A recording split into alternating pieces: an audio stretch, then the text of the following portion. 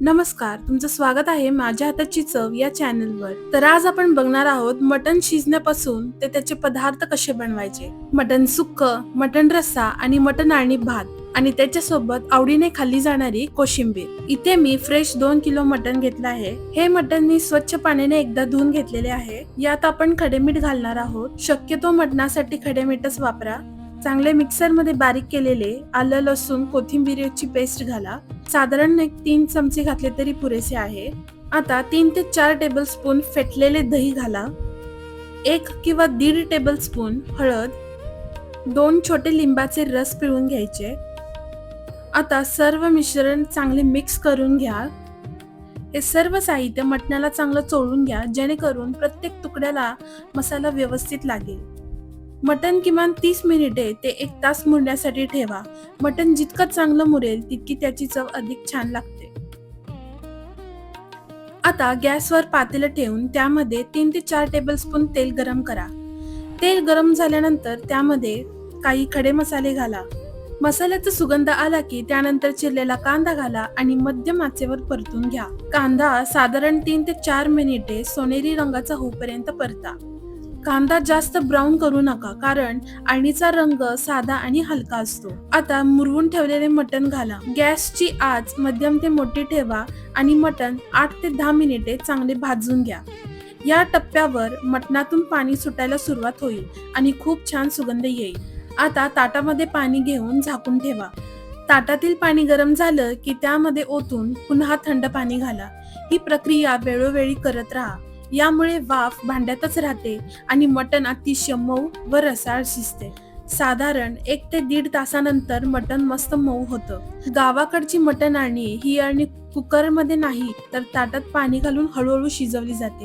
त्यामुळे मटणाची खरी चव, सुगंध आणि रस्सा अप्रतिम लागतो. तुम्ही बघू शकता मटण किती छान शिजलं आहे आणि रस्सा देखील पातळ, सुगंधी आणि मटणाच्या चवीने भरलेला आहे. आपली पारंपरिक गावाकडची मटण अळणी तयार आहे. ही पद्धत जरा वेळखाऊ असली तरी चव मात्र जबरदस्त असते. आता या चाळणी रश्याचा मस्त झणझणीत मटण रस्सा बनवूया. सर्वप्रथम मिक्सरच्या भांड्यात बारीक चिरलेले 1 वाटी सुके खोबरं, 1 इंच बारीक चिरलेले आलं, 12 ते 15 लसूण पाकळ्या, 2 टेबलस्पून पुदिना, 1 मूठ कोथिंबीर, 2 टेबलस्पून गरम मसाला आणि लागेल तेवढे पाणी घालून बारीक वाटण बनवून घ्या.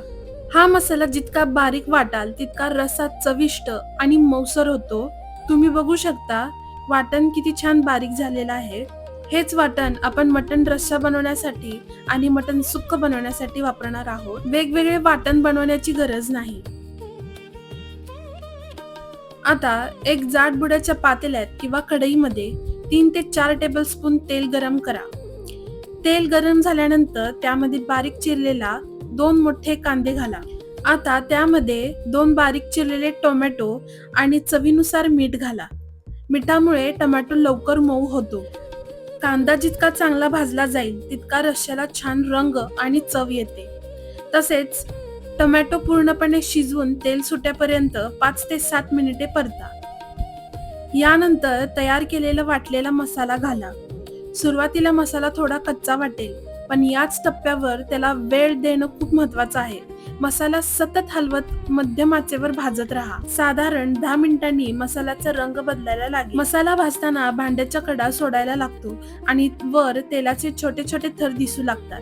हीच खूण आहे की मसाला व्यवस्थित भाजला जात आहे. तुम्ही बघू शकता मसाला हलकासा लालसर झाला आहे. आता त्यामध्ये अर्धी वाटी कांदा लसूण मसाला घाला. पुन्हा 2 ते 3 मिनिटे परता.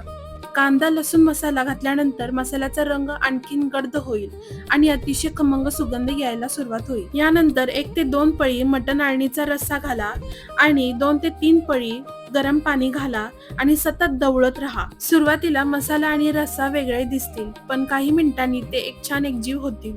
हा मसाला तुम्ही जितका छान भाजाल तितका तो चविष्ट लागतो. साधारण 15 ते 20 मिनिटे हा मसाला शिजवण्यासाठी लागतात. तुम्ही बघू शकता या मसाल्याला किती छान तेल सुटलेलं आहे. मसाला छान शिजवून झाला आहे. आता हाच मसाला रस्सा आणि सुक्क बनवण्यासाठी वापरूयात. लागेल तेवढा भाजलेला मसाला या मटण अळणीच्या रश्श्यामध्ये घाला आणि वरून गरम पाणी घालून या रश्श्याची कन्सिस्टन्सी ऍडजस्ट करू शकता. नेहमी लक्षात ठेवा, मटणाचा रस्सा घट्टसर नसावा.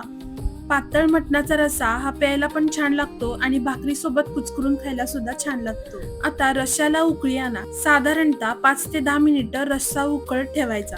रस्स्याला छान उकळी आली आणि वर तेल तरंगायला लागलं की त्यामध्ये शेवटी भरपूर बारीक चिरलेली कोथिंबीर घाला आणि गॅस बंद करा. तुम्ही बघू शकता मटणाच्या या रस्स्याला किती छान तरी आली आहे. असा हा झणझणीत, खमंग आणि सुगंधी मटण रस्सा तयार आहे. मटण आळणी, मटण सुक्क, गरम भात किंवा भाकरी सोबत हा रस्सा सर्व्ह केला तर जेवणाची मजाच काही वेगळी असते. आता आळणीमधून काढलेलं मटण वापरून झणझणीत मटण सुक्क बनवूया. मगाशी भाजलेल्या मसाल्यामध्ये शिजलेलं आळणी मटण घाला. आता त्यावर 2 ते 3 चमचे साजूक तूप घाला. तूप घातल्याने मटणाला छान खमंगपणा येतो. तुम्हाला नको असेल तर तुम्ही स्किप करू शकता. आवश्यक वाटल्यास थोडं गरम पाणी घालून सर्व साहित्य व्यवस्थित मिक्स करा. मसाला सर्व मटणाला चांगला लागेल असे सर्व मिक्स करून घ्या. तुम्ही बघू शकता मसाला किती छान एकजीव झाला आहे. आता कढईवर झाकण ठेवून 3 ते 5 मिनिटे मंद आचेवर शिजू द्या, जेणेकरून मसाल्याची चव मटणात छान मुरेल. शेवटी भरपूर ताजी कोथिंबीर घालून गॅस बंद करा. खमंग, मसालेदार आणि चविष्ट मटण सुक्क तयार आहे. गरम भाकरी, आळणी भात किंवा रस्स्यासोबत याची चव अप्रतिम लागते. तुम्ही बघू शकता कमी साहित्यात आपलं मटण सुक्क पण किती छान झालं आहे. आता आपण बनवूयात अतिशय स्वादिष्ट आणि सुगंधी मटण आणि भात. सर्वप्रथम एक जाड बुडाचं पातेलं गॅसवर गरम करायला ठेवा. पातेले गरम झाल्यावर त्यामध्ये 3 ते 4 टेबलस्पून साजूक तूप घाला. तूप गरम झाल्यानंतर त्यामध्ये खडे मसाले घाला.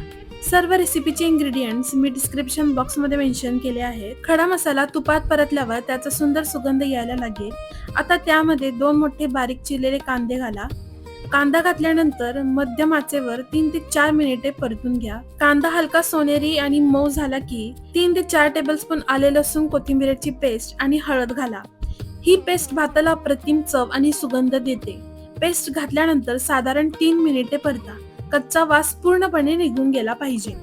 यानंतर धुवून आणि नितळून ठेवलेला तांदूळ घाला. त्यामध्ये आळणीमधून काढलेले मटणाचे काही मऊसर तुकडे घाला.